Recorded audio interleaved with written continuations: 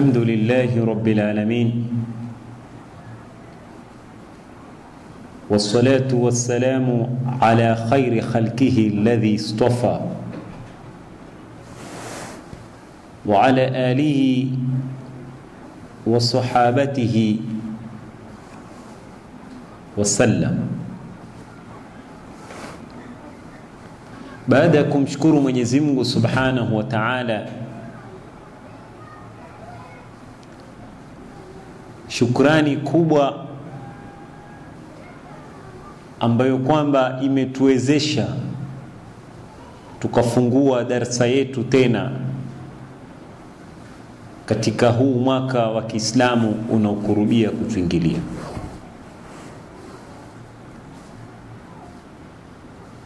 Siku tulipofunga darsa ilikuwa hatudhania kama tutaweza kukutana tena, mimi kuja kuzungumza na nyinyi kuwa mutakutana tena musome dua. Ni lazima au ni wajibu kwa binadamu, hususan sisi Waislamu, tumshukuru Mwenyezi Mungu katika hali hizi, kwa sababu kunao katika muda kutoka darasa ifungwe mpaka tarehe ya leo tuwafungua, tuna wengine walikuwa wagonjwa, kuna wengine wameshatuata, kuna wengine mpaka tarehe ya sasa pengine hawakuweza kuhudhuria kwa sababu ya hayo magonjwa. Lakini huwa tuambiwa sisi na Mtume sallallahu alaihi wasallam kuwa sisi msimamo wetu ni alhamdulillahi ala kulli hal. Muislamu mema ni yule yuamshukuru Mwenyezi Mungu kwa kila hali. Unacho wamshukuru Mwenyezi Mungu, huna wamshukuru Mwenyezi Mungu Subhanahu wa Ta'ala. Ikiwa unacho ukimshukuru Mwenyezi Mungu, Mwenyezi Mungu yukibariki. Na ikiwa huna wewe ukamshukuru Mwenyezi Mungu, ndio Mwenyezi Mungu yukukundulia akukuletee fathi uwe nacho. Ndipo sasa tukawa tuambiwa sisi tushukuru kwa hali yoyote. Wale ambao kwamba hawakuweza kuwa na sisi kwa sababu ya magonjwa, Mwenyezi Mungu atawapoza magonjwa yao. Na wale ambao kwamba wametuacha wakenda ulimwengu mwingine, basi Mwenyezi Mungu atukutanishe nao mahali pema. Ndugu zangu Waislamu, ikiwa tungeli katika mwezi mtukufu wa Dhulhijja, huu ni mwezi ambao kwamba ulo na maajabu sana. Sisi Waislamu twafundishwa na Mwenyezi Mungu Subhanahu wa Ta'ala kuwa nyenendo zetu au vitendo vyetu tunavyovifanya tuwe twafanya kupitia aliyoyafanya Mtume Muhammad sallallahu alaihi wasallam. Yale aliyoyafanya mtume wetu na sisi tuyafanye. Na hapa kuna sura au kuna fikra ya kila Muislamu atakiwa awe na fikra kama hii, kuwa Mwenyezi Mungu kama ametuambia kuwa sisi tumkopi mtume sallallahu alaihi wasallam, ni kuwa sisi twaweza. Mwenyezi Mungu mpaka akasema laqad kana fi rasulillahi uswatun hasana, kuwa mtume Muhammad kwetu sisi ni kielelezi bora. Ikiwa ni kielelezi bora, basi tuyafanye aliyoyafanya. Mpaka tukaambiwa tuyafanye aliyoyafanya, ni kwa Mwenyezi Mungu ana imani kwamba ukitiania wewe utaweza kufanya. Na ikiwa huwezi kuyafanya aliyofanya wana mtume sallallahu alaihi wasallam, ni kuwa huna nia au bado hujataka. Manake kuna majibu mengine huwa tunayo mtu akiambiwa afanye aliofanya Mtume Muhammad sallallahu alaihi wasallam, husema pengine Mtume alitolewa nyongo, Mtume alikuwa amesamehewa madhambi. Ni kweli yote hayo, lakini mpaka Mungu akatuambia tumkopi, ni kwamba ajua twaweza, ni kuwa hatutaki tu kwa anasa za dunia zilivyotughuri. Sasa Mwenyezi Mungu Subhanahu wa Ta'ala yuatuambia kwenye Qur'anul Karim,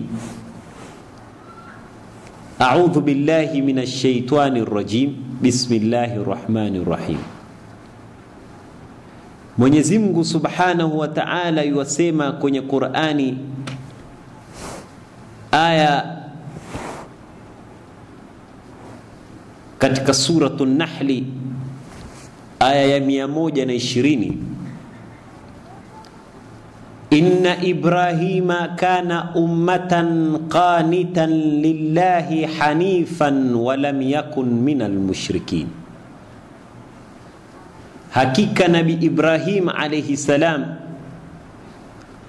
alikuwa ni mfano mzuri kwetu sisi Waislamu kumwiga, kumfuata.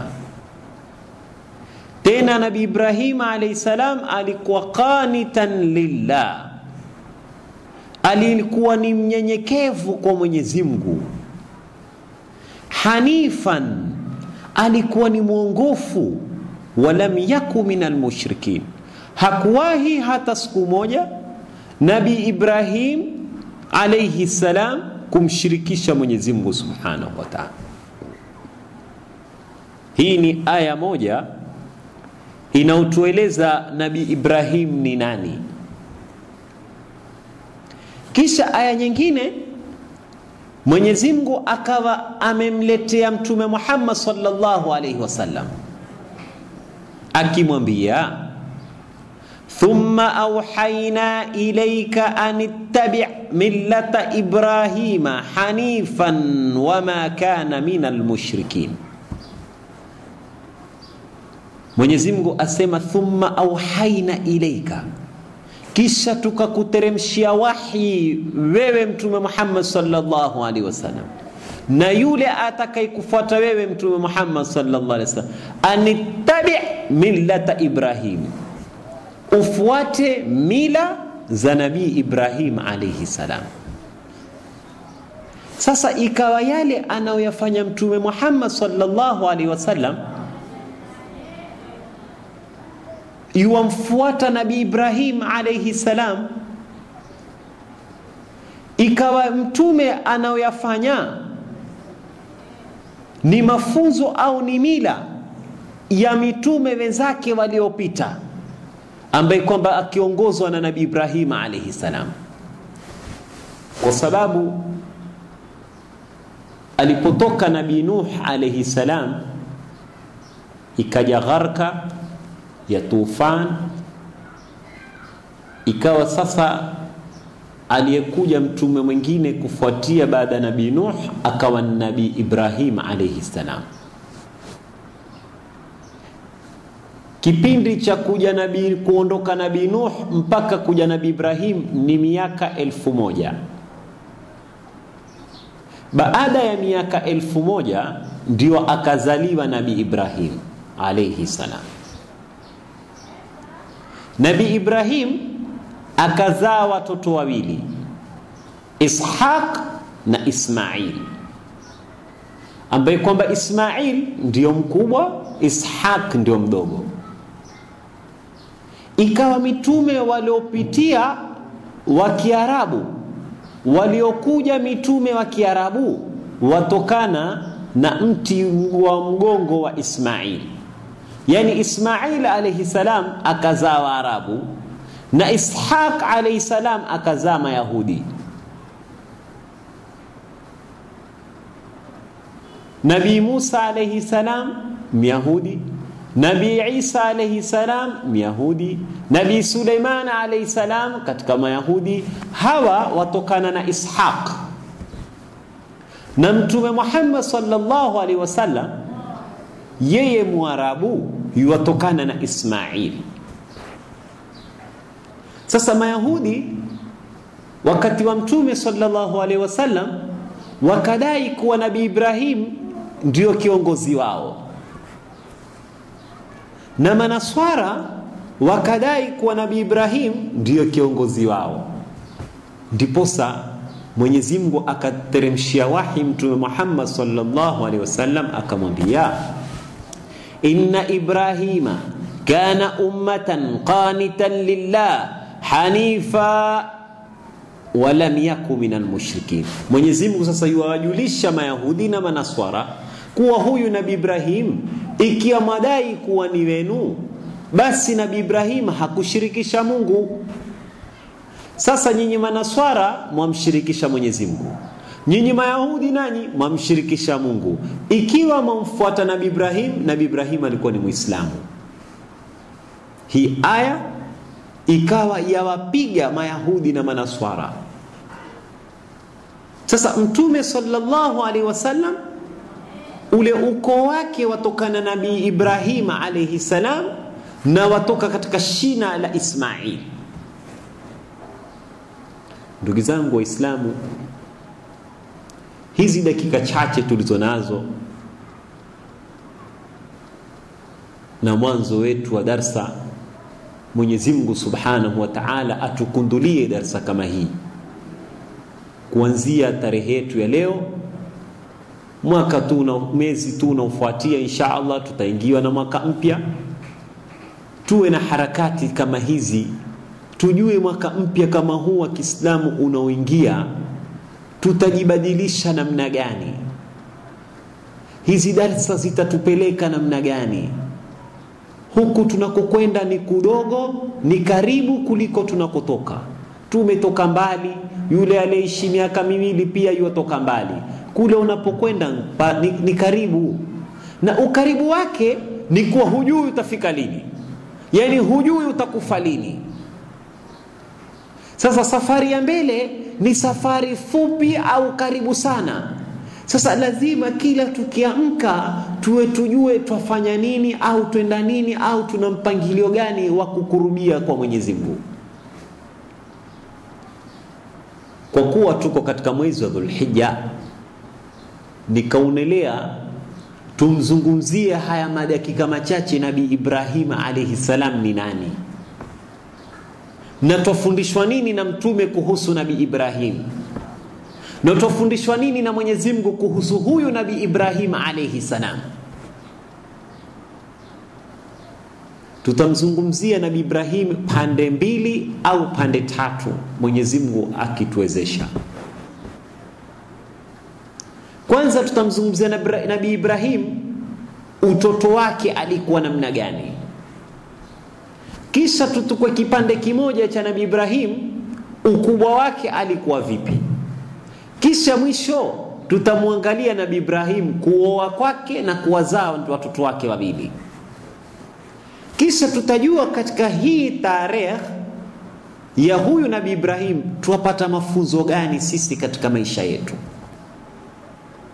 Kule kubadilika kwetu, mimi kama mzungumzaji nitabadilika vipi, na nyinyi kama wasikilizaji mutabadilika vipi.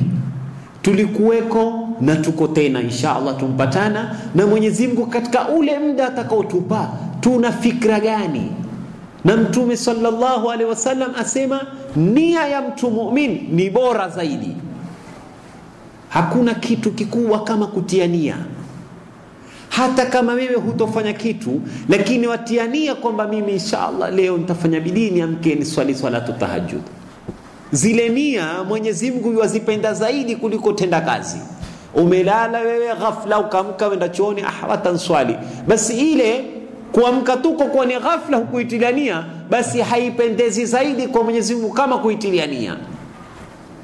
Maana ukiitilia nia huwa ni kwamba umejipanga, ukawa utalala mapema, utajipangia vizuri, wajua mimi nitamka kwa ajili ya Mwenyezi Mungu Subhanahu wa Ta'ala. Basi uangalia hata ukawa umelala ukishtuka ni asubuhi, lakini thawabu utakuwa umepata vile vile.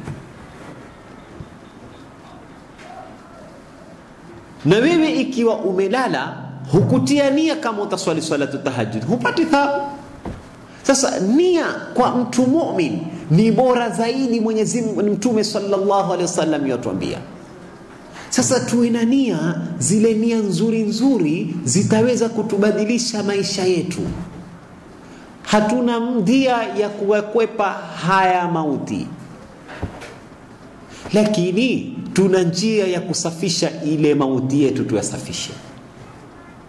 Huyu Mwenyezi Mungu utakapokutana naye, wewe utajua namna gani ya kuzungumza naye na utakuwa na uso wa kumkabili.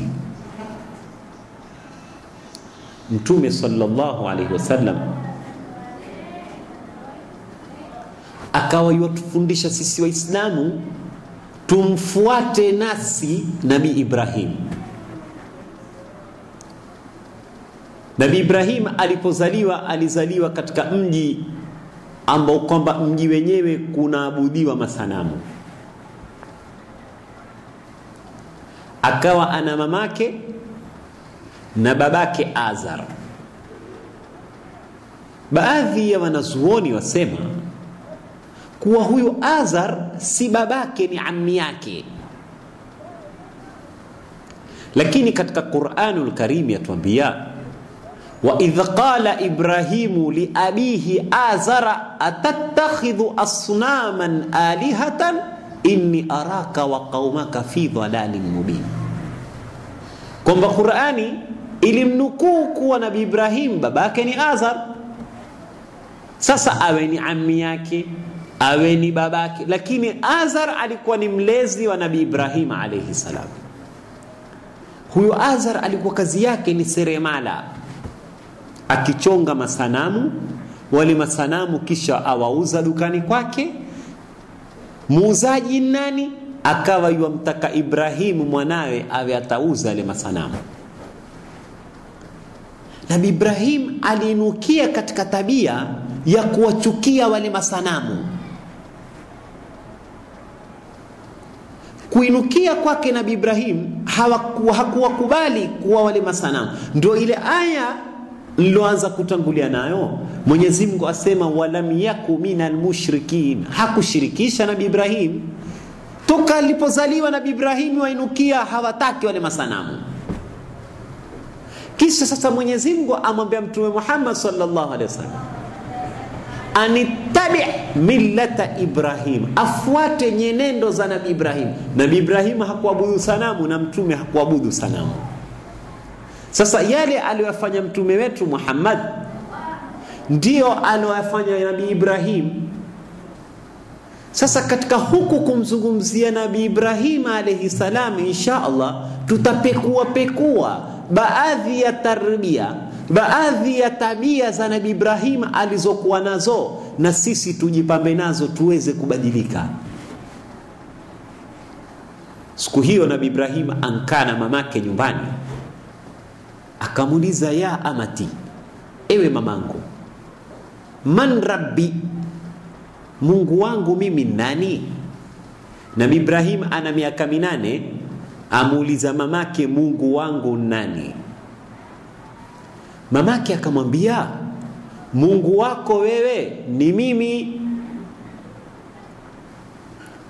Nabii Ibrahim alikuwa ni mtu mmoja ana akili sana. Katika Qur'ani lau utasoma zile tarehe zake utamjua kama Nabii Ibrahim alikuwa na akili. Na Mwenyezi Mungu amwambia Mtume Muhammad sallallahu alaihi wasallam amfuate Nabii Ibrahim ili awe na akili. Na sisi nasi tuwe na akili. Sasa Nabii Ibrahim kisikiza kiswa cha utoto wake tu. Kisha sawiwi nawe utabadilika vipi kwa hichi kiswa kimoja tu nitakachoanzia nacho cha kumhusu Nabii Ibrahim alayhi salam. Nabii Ibrahim akamwambia, mama, ikiwa wewe ni Mungu wangu na wewe Mungu wako nani? Yule mama akajua leo kazi ipo. Akamwambia, Mungu wangu babako Azar. Nabii Ibrahim kwanza akatulia, akafikiria kwanza, kisha akamwambia, mama, na Mungu wa baba nani? Mimi Mungu wangu ni wewe mama, na wewe mama Mungu wako mbaba, na huyu baba sasa Mungu wake nani? Ili tujumuishe huyo Mungu wa baba atakuwa Mungu wetu sote. Mama kafikiria kisha akamwambia, Mungu wa babako na Mungu wetu aitwa Namrudh. Kulikuwa na mfalme yuaitwa Namrudh, yeye ndo alikuwa yuadai ni Mungu kwa ule ufalme na pato lake. Manake Namrudh katika baadhi ya tarehe alisema yeye pia ni Mungu. Firauni alikuja baadaye naye akasema ni Mungu. Tofauti ya Namrudh na Firauni, Firauni yeye alisema ana rabbukumul a'la, kuwa yeye ni Mungu wa juu kabisa. Lau kutatokea ulimwenguni Mungu yoyote basi yeye ndio namba moja wake. Lakini Namrudh yeye alidai tu kuwa ni yeye ni Mungu atakaabudiwe, hakuzidisha zaidi ya hapo. Na Namrudh alikaa miaka 50 hakushikwa hata na kichwa kumuma, akajua kweli mimi ni Mungu. Yani hakupata matatizo aina yoyote, alikuwa ya kiafya wala ya kiuchumi wala ya upande wa kimaisha yake, alikuwa mzima kikamilifu, akajua kweli mimi ni Mungu. Na huu ndio mfano Mtume Muhammad sallallahu alaihi wasallam anapotuambia, idha ahabba Allahu qauman ibtalahu. Mwenyezi Mungu ukitaka kujua kwamba mapendo wewe ama hupendwi, ni pale yale matatizo ya kilimwengu yakikupata, utajua kweli huyu Mungu ni. Maana Mungu yakutia matatizo ujue kwamba kuna kukutana na mimi. Wewe ukipatikana na matatizo ni rahisi kumkumbuka Mungu kuliko kuwa na raha. Angalia yale masiku wewe ikiwa huna, uangalie wewe utamkumbuka Mungu na mara ngapi. Na uangalie siku ile ukiwa nacho wewe, pengine hutokumbuka kabisa kuswali kwa sababu unacho. Lakini kule katika maisha kukaa kukosa, ni maisha Mwenyezi Mungu amekupendelea wewe ili uwe karibu na Mwenyezi Mungu. Tuchukue mfano, wewe uwe na magari, uwe na tukutuku 5. Hebu niambie tukutuku 5 utakazokuwa nazo, una madakika una time gani wewe ya kufikiria Mwenyezi Mungu? Ukiitwa wewe kwenye darsa, pengine utaambiwa tukutuku yako iko gereji, watukanana na dereva mlangoni. Una cha kuswali wewe? Tukutuku ishikwa polisi, utakuwa uende polisi. Tukutuku ingongwa, wewe enda kotini. Sasa yale kila Mwenyezi Mungu Subhanahu wa Ta'ala akikupunguzia maisha yako na pato lako, wewe kwako ni bora zaidi. Una time ya kusikiza darasa, una time ya kwenda kuswali, una time ya kuswali swala tahajjud, una time ya kufunga. Sasa utaona Mwenyezi Mungu wewe kinyume na kufikiria kwako. Nabii Ibrahim amwambia mamake, amwambia Namrudh Mungu wake nani? Wewe ndio Mungu wangu, Mungu wako wewe mama ni baba, baba Mungu wake ni huyo mfalme. Sasa huyo mfalme naye Mungu wake nani? Mama akamwambia, la tatakallam bihadha alkalam ba'da alyawm. Kuanzia leo mwanangu usitamke tena maneno hayo. Haya maneno ya wati hapa, kwa sababu ukitafuta Mungu wa Namrudh huyo mfalme atakuadhibu wewe, ni mtu mbaya sana huyo. Wewe jua ama muabudu huyu na sanamu, Mungu mkubwa zaidi baada ya sanamu ni yule Namrudh. Hiki ndicho kiswa cha kwanza cha Nabii Ibrahim alipokuwa mtoto yamtafuta Mungu yuko wapi? Yamtafuta Mungu nani? Ndiposa mimi na wewe ikawa nakwambia, au Mwenyezi Mungu yatuamrisha anitabi millata Ibrahim, tufuate zile mila na aliyoyafanya Nabii Ibrahim. Hivi ndivyo alivyokuwa mdogo Nabii Ibrahim akitafuta Mwenyezi Mungu. Na wewe au mimi leo uko kwenu, mfano umepata kwenda mahali, kitu cha kwanza cha kuwenda mahali safarini, basi unachofikiria wafikiria umezoea kila siku ya Jumamosi una darasa wenda kusikiza, basi umeingia mahali waka wiki moja, basi watafuta mahali kwenye madarasa. Je, hapa mtaani kuna mahali kuna darasa? Je, hapa mtaani kuna kisomo mahali? Je, hapa mtaani kunao mambo ya adhkar kumtaja Mwenyezi Mungu? Huki ni nafasi ndogo au ni mfano mdogo wa kujifananisha na Nabii Ibrahim. yani uwe utaendelea nazo, na uwe ndio maswali kwa mume, mke kwa mumewe, mume kwa mkewe. Je, leo umepata? Si lazima ikiwa mumeo ni Muislamu, si lazima umuulize Mungu wako nani, lakini utajifananisha. Leo kwenda msikitini kuswali swala ya Juma, leo imamu anatoa hutuba gani? Na hizi ndio mifano ya wale wanawake wema waliokuwa wakijifananisha na Nabii Ibrahim alayhi salam. Wakati wa Mtume sallallahu alaihi wasallam, wale waume wakitoka majumbani, pengine asubuhi wenda kazini, yule mke huwa yuamnasihi ama yuamwasia, ampa wasia mmoja, akimwambia huko wendako wewe tafuta cha halali, usije kwa saa 7 ukaniletea kiteweo cha kuiba au chakula cha kuiba, tafuta kitu cha halali. Mwanamke yuamnasihi mumewe kwamba hili guu watoka nje, wenda kufanya biashara, wenda mbio zako, wenda kutafuta lukma, chakula chetu mimi na watoto, au chakula changu mimi, basi tafuta cha halali. Fa innana, sisi twaweza kuvumilia njaa ya ulimwengu, lakini adhabu ya Mwenyezi Mungu, ukileta chakula cha haramu, wewe adhabu ya Mwenyezi Mungu hatuwezi kuivumilia. Huu ni mfano mdogo wa mjadili mumeo kama Nabii Ibrahim anavyomjadili mamake. Nabii Ibrahim ana miaka 8, lakini wewe nawe utakuwa wamueleza mumeo na wamfundisha mumeo awe katika tarbia za Kiislamu na tarbia za kufuata Mtume Muhammad sallallahu alaihi wasallam. Huku ndio kule kujifananisha na wanawake hawa wakati wa Mtume. Waume zao wakija, kwanza huwauliza, je, hichi chakula ulichokileta ni cha halali? Ikiwa ni cha halali, basi watakula. Wakishakula yuamuuliza suala la pili linalofuatia ni moja tu, je, ulikutana na Mtume leo sallallahu alaihi wasallam? Yule sahaba atamwambia, naam, nimekutana naye. Je, Mtume ametamka hadithi gani ama amezungumza maneno gani leo? Nipe na mimi nianukuu. Haya ndio maswali ya kujifananisha na Nabii Ibrahim. Alhamdulillah, Mwenyezi Mungu ametuzalisha sisi, tumezawa katika dini ya Kiislamu. Wewe huna masala, njia yako mfupi, njia yangu ni fupi. Huna masala ya kuuliza wazazi wako, huna masala ya kuuliza mumeo kwamba muabudu Mungu gani au tumtafute Mungu gani, lakini una masala madogo. Hiki chakula wewe umekitoa wapi? Si kwamba mumeo au mwanayo au rafiki yako amekuletea pesa, wewe hujui zatoka wapi na washerekea. Usijaribu kujifundisha katika mila hii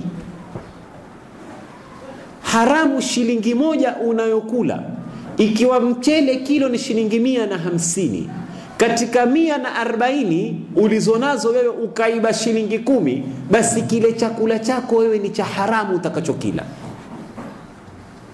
Ndipo wale watu walipomuuliza Mtume sallallahu alaihi wasallam, ya Rasulullah, sisi tuomba dua siku zote, lakini Mwenyezi Mungu hatujibu. Mtume sallallahu alaihi wasallam akaambia, mtajibiwa vipi nyinyi? Miili yenu yamejaa vyakula vya haramu. Mavazi yenu mnaoyavaa nyinyi, mumenunua nguo za kuiba, au pengine nguo mkopesha kisha hukumlipa, hutaki tena kumlipa yule uliyokopesha naye. Sasa yale mavazi ulivovaa tu wewe, wamuomba dua Mungu, wewe bado hujatahirika. Katika mipangilio haya, ndugu zangu Waislamu, ni pale sasa watakiwa tubadilike. Kila ukiamka, yale makosa niliyofanya jana usijaribu kuyafanya tena. Tuwe katika mila za kina Nabii Ibrahim alayhi salam, mila ya bwana Mtume Muhammad sallallahu alaihi wasallam. Ikawa wewe ujifakhiri kwa kidogo chako kuliko wewe utake kikubwa kisha kikutie motoni. Manake kile kikubwa kitakutia maradhi hapa ulimwenguni, na kisha yaumul kiyama utakuwa huna uso wa kumwona Mwenyezi Mungu subhanahu wa ta'ala. suala moja la mwanamke yuamuuliza mumewe, ila mama yuamuuliza mwanawe anayetoka asubuhi, kwa kile utakachokileta nyumbani kiwe cha halali. Jifundishe kuvumilia ikiwa ni cha haramu, watana nacho. Tujifundishe tufunge nyumba nzima ile itafunga kwa kuwa hatuna chakula cha halali. Uone namna gani Mwenyezi Mungu atakavyobariki nyumba kama ile. Na wakati amerudi, masala ni yale yale tu mawili, kile ulichokipata umefanya kazi gani, akujue ni kazi ya halali. Ikiwa cha pili kinachofuatia ni kwamba umepata hadithi gani, ukwenda msikitini kuntolewa darasa, kuntolewa hadithi moja, ustadhi ametoa kisa fulani, namna gani ile nyumba yainukia katika mila ya Mtume Muhammad sallallahu alaihi wasallam. Huu ni mfano wa Nabii Ibrahim alayhi salam alikuwa nao kwa mamake. Sasa huyu baba kama tulivyosema kuwa yeye alikuwa ni seremala, akitengeza wale masanamu. Sasa wale masanamu akisha kuwatengeza, yuampa mwanawe Ibrahim awauze.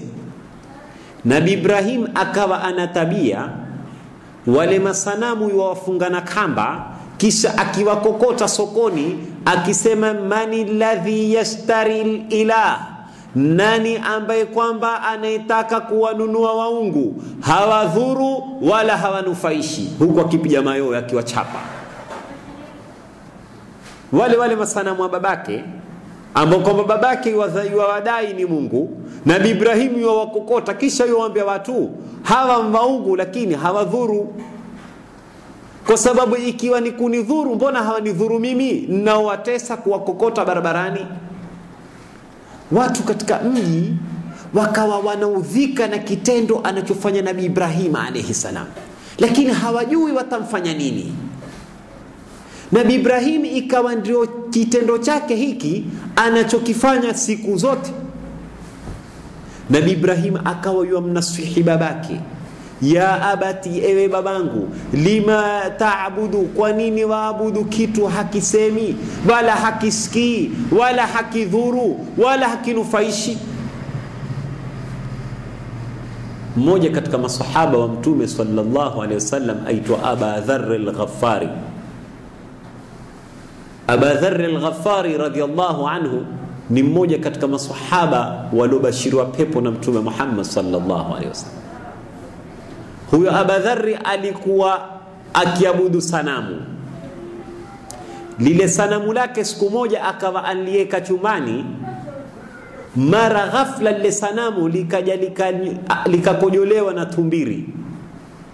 Tumbiri akaja kasimama juu ya lile sanamu akakojoa. Basi Aba Dharr al-Ghaffari ameingia chumbani mwenyewe waswali, atakufanya ibada zake kumwabudu leo sanamu, akiangalia sikarufa mikojo, akiangalia muona tumbiri yuko juu ya kichwa cha yule sanamu. Aba Dharr asema, wewe Mungu huwezi kujisaidia tu kumondoa huyu tumbiri, mimi hanikojolei. Wewe Mungu mzima wakojolewa na tumbiri. Basi ikiwa wewe baadaye Mungu, basi sikuabudu tena. Aba Dharr kabla hajasilimu alikuwa ashawata kitambo kuabudu sanamu, akawa yamsubiri Mtume Muhammad sallallahu alaihi wasallam. Sasa Nabii Ibrahim alayhi salam ikawa hii ndio njama yake kubwa alikuwa akiifanya, na da'wa yake kubwa. Alikuwa halali usiku akimnasihi mamake asili, yani awate kuabudu masanamu. Hapa ni ubarobaro wake Nabii Ibrahim na utoto wake namna alivyokuwa. Katika ule ubarobaro wake Nabii Ibrahim, kitendo alichokifanya, na sisi tunatakiwa tujifananishe na Mtume Muhammad na tujifananishe na Nabii Ibrahim alayhi salam. Nabii Ibrahim siku hiyo akawa yataka kufanya kitendo mji mzima wajue kwamba masanamu si waungu. Hawa watu wa mji walikuwa na madrasa, ama walikuwa na rumu moja kubwa, holi kubwa. kila familia wameeka sanamu lao. Mbele ameekwa sanamu mkubwa ambaye kwamba ni sanamu wa mfalme Namrud, kisha wale wengine wote ni masanamu madogo wadogo. Basi kulikuwa na sherehe, ikawa watu wote wamekwenda kwenye siku kuu. Katika ile sherehe Nabii Ibrahim hakufanya kitu isipokuwa alichukua kishoka kama kile. Nabii Ibrahim akaingia katika ile jumba, akawavunda masanamu wote wale wadogo, akambakisha ule mkubwa. Kisha akachukua kile kishoka, akaenda akamwekea kwenye bega yule mkubwa, akaenda zake. Jamaa wakaenda kwenye sherehe zao. Walipotoka sasa wale wahadhiri, wale mashekhe wa kanisa, wakatoka wale mashekhe wa kuabudu masanamu, walipokwenda kuingia katika lile nyumba lao, wakakuta masanamu wote wamevunjwa. Nabii Ibrahim alayhi salam ashakwenda kwake nyumbani apumzika. Jamaa walipoona kitendo kama kile, wakabidi wamueleze mfalme. Mfalme pale akaita mitingi ya dharura. Alipoita mitingi ya dharura, akawa yuauliza, man faala hadha, man alladhi faala hadha, nani alifanya hichi kitendo? Ikawa sasa hajulikani nani. Akasimama mzee mmoja akasema, sami'tu fata yadhkuruhum yuqalu lahum Ibrahim. Akamwambia mfalme Namrud, mimi nimemsikia kijana mmoja, huyo kijana yuwatukana hawa masanamu wetu sokoni, akiwakokota, akiwapiga hawa masanamu wetu, awachukia sana hawa masanamu, na hakika yeye ndio mshukiwa wa kwanza. Namrud akasema aitwe, akaitwa Nabii Ibrahim. Hapa tuoneshwa mfano mmoja ambao kwamba Mtume sallallahu alaihi wasallam asema tumkopie Nabii Ibrahim. Katika hadithi yake Mtume sallallahu alaihi wasallam yasema, man raa minkum munkar falyughayyir biyadihi, mtu yoyote mwenye kuona uchafu wafanyika, basi uzuie ule uchafu kwa kutumia mkono wako. Ikiwa huwezi kutumia mkono wako, basi tumia ulimi, zungumza. Ikiwa huwezi kuzungumza, basi chukia. Na hiyo ni adhaful iman, yani imani daraja ya mwisho. Ni pale nyumbani kwenu kwa fanywa mambo machafu, wewe unkasirika, husemi, huzui. Lakini ikiwa umkosa namba moja, angalau uwe namba 2. Ukikosa namba 2, angalau uwe namba 3. Ni adhaful iman, lakini imani unayo, hata kama ni kidogo, lakini si umekula. Sasa nyumbani kwako au umeona munkar wafanyika, mambo mabaya yafanyika, angalia Nabii Ibrahim alipoona mambo mabaya amfanya nini? Antumia mkono wake, amewavunja masanamu wote. Na wewe ikiwa nyumbani kwafanyika mambo mabaya kama yale, pengine tuseme ni vipindi vichafu, watoto wako waangalia, ndugu zako waangalia, tumia mkono wako, izime TV au zima swichi. Hili ni dogo ambalo kwamba wewe waweza kufanya. Umeona kwamba utaleta ugomvi, huwezi kuzima TV, binti yako waona yuharibika kwa sababu ya mobile, basi mpokonye ile mobile. Ikiwa wewe huwezi kumpokonya, basi mwambie binti yangu, hivi vipindi si vizuri, usiangalie. Hizi tabia unazozifanya, uchafu wa kuja au tabia za kuja usiku mwanangu usije. Maskani fulani mtoto wangu usikae. Mwambie. Yule mtoto atajua wazi kuwa mamangu au babangu hataki hichi kitendo, atakifanya kwa kujifita. Lakini ikiwa wewe wamuonesha kwamba wakitaka, atatukua zile pesa za haramu, atakuletea wewe. Sasa ile adhabu ikija, mtatanganywa nyote na Mwenyezi Mungu. Lakini huwezi watoto wa siku hizi pengine ni wajeuri, watoto wa siku hizi pengine ni wafidhuli, watoto wa siku hizi wana hasira za mbele mbele, yuwaona kwamba mimi kwamba mtoto wangu pengine ndio anaoniletea riziki ni yeye, huwezi kumpokonya, huwezi kumzuia kwa mkono wako. Basi mwambie, mwanangu, kweli mimi wanifuatilia, wanisaidia, lakini usifanye kitu hiki. Atakuwa umeonesha zile dalili za Mtume Muhammad sallallahu alaihi wasallam, atakuwa umeonesha zile dalili za Nabii Ibrahim alayhi salam. Sasa Mtume sallallahu alaihi wasallam asema, ikiwa hutoweza mkono basi utatumia mdomo.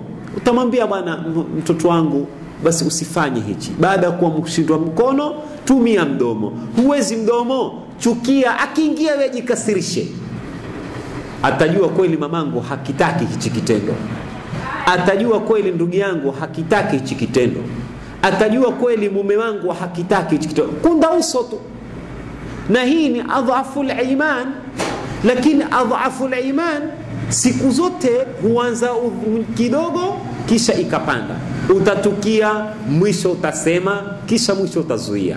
Sasa huwezi wewe kuzuia mkono. Pengine nyumbani wewe ni mgeni, umekurubishwa, uwakaa kwa siku chache, ama ukaenda kwenye nyumba ya ndugu zako, ana watoto wake, huwezi kumwambia, huwezi kumtukana, lakini tukia wakati vile vitendo wafanyika, wamuonesha kwamba mimi hivi vitendo mimi sivipendi. Pengine wajua wazi hapa wanapokwenda ni pengine ni sherehe zina munkar, kutatokea mambo machafu, mwambie kwamba mimi sitokwenda. Hata tumia urongo ule wa hikma, lakini wamuonesha kwamba yule mwana rafiki yako ama ndugu yako atajua wazi kwamba huyu kumbe hataki kitendo kama hiki. Lakini ile adhafu iman utakuwa umeanza nayo kidogo, kisha utakuja utazungumza, kisha kuzungumza mwisho utatumia mkono wako, utakuwa una imani kamilifu. Hii ndio namna gani nikasema dakika hizi chache tulizonazo, hili jisaji moja tulilonalo, tutamzungumzia Nabii Ibrahim. Nabii Ibrahim yale aliyofanya ndio aliyofanya Mtume Muhammad sallallahu alaihi wasallam. Na sisi sasa tujifananishe na Nabii Ibrahim. Nabii Ibrahim aliwavunja masanamu wote. Mfalme akasema, muiteni Nabii Ibrahim. Nabii Ibrahim akaitwa. Alipoitwa akasimamishwa mbele ya watu wote, akaulizwa, anta fa'alta hadha bialihatina, wewe ndio uliwavunja hawa masanamu wote hapa? Nabii Ibrahim akasema, bal fa'ala kabiruhum fas'aluhum in kanu yantiqun. Nabii Ibrahim akawaambia, sio mimi nilofanya, aliofanya ni huyu mkubwa wao, huyu sanamu. Huyu sanamu mkubwa aonekana ana wivu na hawa dogo, ndio amewavunja. Hamuoni kishoka kiko juu yake? Na hapa ule urongo wa hikma ndio ulotumika, si urongo wa madhara, ni urongo wa da'wa. Wewe waweza ukapima ule urongo si kuwa ni urongo ule unaosdhuru. Hapa Nabii Ibrahim alizungumza urongo, lakini ule urongo ulikuwa yataka kuwatia kwenye da'wa. Angalia tu ule urongo, wewe utajua namna gani wa kuupima. Si urongo wa kumdanganya mumeo kwa kuwa, au wamdanganya mkeo wenda wapi, mimi nenda hapa jirani, kumbe wenda zako kuna mahali wenda kukutana na watu. Usimdanganye kitu. Urongo wa maslah ambao kwamba wajua wazi kwamba urongo kama huu watu wawili wameteta, sasa waenda kumdanganya huyu kwamba huyu hakusema, huyu hakusema, ili wapatane. Huu urongo uliosema wewe, lakini ni urongo unaotakikana na Mtume sallallahu alaihi wasallam. Lakini wewe watumia urongo kwa maslahi yako, watudanganya wewe una shida, kumbe huna shida, wataka kutumia uraibu wako. Watudanganya wewe una kitendo wataka kufanya, kumbe ni mrongo. Na ule urongo ambao kwamba ni wa maslahi, ambao kwamba maslahi yako wewe tu. Lakini Nabii Ibrahim akawadanganya, kama tutakavyokuja kuona siku nyingine kisa cha Nabii Ibrahim, namna ya pili alivyozungumza Nabii Ibrahim alayhisalam. Lakini ule urongo aliotumia akawayotumia urongo wa hikma, urongo wa kumpendeza Mwenyezi Mungu Subhanahu wa Ta'ala. Nabii Ibrahim amwambia, alofanya ni huyu sanamu mkubwa, ameona wivu akawavunja vunja hawa wote. Lakini fasaluhum in kanu yantiqun, muulizeni ukweli, lakini muulize sieni Mungu, basi muulizeni atajibu. Wale wakao waangaliana. Kitu kinachowafanya waangaliane ni kwamba walijua kwamba hawa sanamu hawasemi. Yule mfalme akamwambia, wewe wajua kwamba hawa sanamu hawasemi, vipi watuambia tuwaulize? Nabii Ibrahim akawaambia, sasa nyinyi watu wazima, wazee, wewe mfalme ulo na hikma, wewe mfalme ulo na akili zako, waabudu kitu hakidhuru hakinufaishi? Nabii Ibrahim alipotamka maneno hayo, yule mfalme akaambia, harikuhu wansuru alihatakum. Huyu Nabii Ibrahim mchomeni na muokoe waungu wenu. Nabii Ibrahim akiwa atakuwa na tabia hii, yani atakuwa hapa, basi hamtokuwa na amani ya kuabudu sanamu. Hapa ndio ilipatikana ule mjadala wa Nabii Ibrahim alayhi salam na Namrud. Nabii Ibrahim alayhi salam aliulizwa na yule Namrud, Mungu wako wewe ni nani? Akamwambia, Mungu wangu ni yule yuahuisha na yuafisha. Yani mtoto yuazaliwa, akawa tumboni, akatoka, akatambaa, mpaka tumesimama hivi sasa, twazungumza, wenye kunisikiza wanisikiza, wengine watembea. Mwenyezi Mungu amehuisha na akafisha, kisha tutakufa. Yule Namrud kwa ujinga wake akamrisha kule jela kutolewa watu wawili, mahabusu wawili. Mmoja akamua na mmoja akamwambia nenda zako. Nabii Ibrahim akamwambia, ufanya nini hivyo? Akamwambia, nahuisha na mimi nafisha. Sasa bado na mimi pia ni Mungu. Nabii Ibrahim alipoona mambo kama ni haya, akamjua huyu mfalme ni mjinga, hata nimpe mfano wa kijinga. Na Sayyidina Ali radhiallahu anhu asema, al-kibru inda kibru halal. Kibri kwa mwenye kibri ni halali. Yani mtu akawa ni mjeuri, ukimfanyia ujeuri utapata thawabu, yani hupati dhambi. Mtu ni mjeuri, wewe basi ikawa ni lazima wewe, hakuna ndia mpaka na wewe ujifanye mjeuri, ndio kutapatikana amani. Lakini wewe uwe mnyonge, mtu mjeuri mpaka nkumaliza, ala. Kuna wakati wewe lazima uwe, mtu akimtukana Mtume sallallahu alaihi wasallam kwa kuwa yeye ni jeuri, na wewe lazima utume ujeuri. Ndio Nabii Ibrahim alayhi salam njia aliyofanya.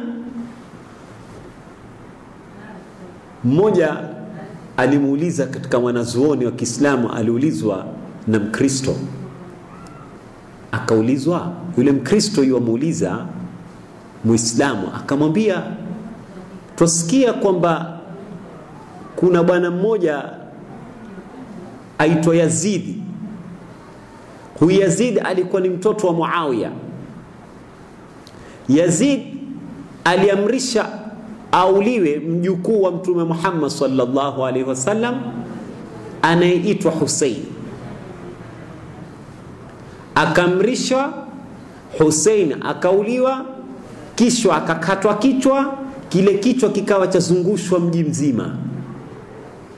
Sasa yule Mkristo yuamuuliza Muislamu shekhe, amwambia, huyu mtume wenu alikuwa yuko wapi mjukuu wake akitezewa kichwa chake? Mbona ikiwa ni mtume kweli hakuja kumsaidia? Sasa nakupa mfano, huu ni mfano nakupa. Mtu aluna kibri masuala kama haya, na wewe mjibu kikibri, utakuwa hakuna dhambi. Huyu shekha akamwambia, nyinyi si mwasema Yesu mwana wa Mungu? Yule bwana akamwambia, na huyu Yesu aliposulubishwa kwenye msalaba, Mungu huyo babake alikuwa yuko wapi? Ngoma draw wenyewe wasema. Ikiwa wewe watuuliza mtume, na wewe huyo Mungu huyo baba walosema kwamba Yesu mwana wa Mungu, vipi mwana mtoto yuwapigwa misumari kwenye ubao, baba yuangalia na yuwateka? ni kwamba Mungu ikiwa alikuwa hayuko, ikiwa yule Mungu wenu hakufanya kitu na mtume wetu naye hakufanya kitu. Yaani ni suala kwa jibu. Namna ilivyo huyu alivyokuuliza na namna gani, basi ndio namna Ibrahim alayhisalam alivyofanya. Ndio Saidina Ali wasema mtu akiwa na kibri naye mara nyingine mjibishe kikibri. Nabii Ibrahim alipomwona huyu bwana ni mjinga na yuwatumia kibri, akamwambia Mungu wangu yuwatoa jua mashrik yuwalipeleka maghrib, wewe kesho asubuhi litoe maghrib ulipeleke mashrik. Namrudh akashindwa. Watu wajadilia, Namrudh wajadiliwa na Nabii Ibrahim alayhisalam, ana miaka 30, yuamjadili mfalme wa mji akimwambia kwamba wewe si wadai Mungu, basi Mungu wangu yuatoa jua huko alipeleka huku, wewe kesho asubuhi litoe huku lipeleke huku, nitajua kweli wewe ni Mungu. Lakini alikuwa hawezi. Sasa alikuwa yuamshindana naye Nabii Ibrahim kwa ule ujinga na kibri alichokuwa nacho. Inshallah hizi dakika 10 tulizobakisha tutaruka katika kisa cha Nabii Ibrahim alayhi salam. Utoto wake tumeona, na tumemwona Nabii Ibrahim alayhi salam ubarobaro wake aliyoyafanya. Kipande cha utoto tumeeleza tutakiwa tuwe namna gani majumbani kwetu. Kipande cha ubarobaro Nabii Ibrahim alayhi salam tumeeleza namna gani utazuia mabaya nyumbani kwako. Usiangalie mabaya nje, angalia kwako nyumbani kwafanyika nini kwanza. Na hii ndio matatizo tulionao Waislamu wengi. Utaona mtu yazungumzia mambo ya nje, lakini Mtume sallallahu alaihi wasallam asema kabla hujataja mabaya machafu ya nje, kwako nyumbani kuko hali gani? Ukisha kutengeza kwako, kisha ndio uangalia wengine. Sasa namna Nabii Ibrahim aliyofanya, Mtume ametueleza sallallahu alaihi wasallam tufanye namna gani. Sasa tuangalie nusu ya mwisho inshallah katika hizo dakika 9 zilizobakia. Tuzungumzie Nabii Ibrahim kuoa kwake. Siku nyingine tutakapokutana, kwa kuwa tuko mwezi wa Dhulhijja, tutammaliza Nabii Ibrahim alayhi salam, tupate lile lengo kamilifu la mwezi kama huu, na tutabaruku na Nabii Ibrahim alayhi salam, kwa sababu mwezi kama huu ambao kwamba ni wa Dhulhijja, ile hija tunaoifanya, hija nzima ni kitendo kilichofanywa na Nabii Ibrahim alayhi salam na watoto wake na wake zake. Watu wamekwenda hija. Hiyo hija ambayo kwamba ni Al-Kaaba imejengwa na Nabii Ibrahim alayhi salam. Maji ya Zamzam yametoka kutokana na Nabii Ismail alayhi salam. Safa wal Marwa ni kwa sababu ya Sara alayha salam. Sasa utaona katika huu mwezi ndio tukawa tumtaja Nabii Ibrahim alayhi salam, kwa sababu mambo mingi yamhusu. Tunukuu nafasi ndogo ya Nabii Ibrahim kuoa kwake. Nabii Ibrahim akamuoa Hajar alayha salam, lakini Nabii Ibrahim alayhi salam alipomuoa Hajar, Hajar alikuwa hazai. Hajar katika maisha yake toka akulie kuolewa kwa Nabii Ibrahim akakaa mpaka miaka 70, Hajar hajapata mtoto. Nabii Ibrahim akatoka kwenda mji wa Masri. Alipoona kwamba watu wa mjini kwake hawataki kuabudu masanamu, akaona yeye na mke wake atoke mji mwingine. Mji aliotoka akaenda mji wa Masri. Nabii Ibrahim alipofika karibu na kuingia mji wa Misri, pale boda kwenye mpaka akakutana na maskari na wageni wenzake ambao kwamba wale wasafiri wenzake. Wale wasafiri wenzake akamwambia, wewe wenda wapi? Akamwambia, mimi nataka kuingia hapa Misri. Akamwambia, ndani ya Misri kuna mfalme wenyewe yuwapenda sana wanawake. Sasa huyu mkeo wewe akimwona tu atamtukua. Ndugu zangu Waislamu, kama tulivyoambia, kwa kuwa tuko kwenye mwezi wa Dhulhijja, hatuna budi kumzungumzia Nabii Ibrahim, kwa sababu Nabii Ibrahim ndio babake Mtume Muhammad sallallahu alaihi wasallam. Na kwa kuwa tungeli katika mwezi kama huu, na wakati ndio huo, alwaqtu kasayf, wakati ni kama upanga. Hapa tulipokomea ni tumekomea mahali tuzungumzia kuolewa kwa Hajar na kuolewa kwa Sara. Hawa ndio wazazi wa Mtume Muhammad sallallahu alaihi wasallam. Lao tutawajua hawa mama, ndio tutajua Uislamu wetu umetoka wapi.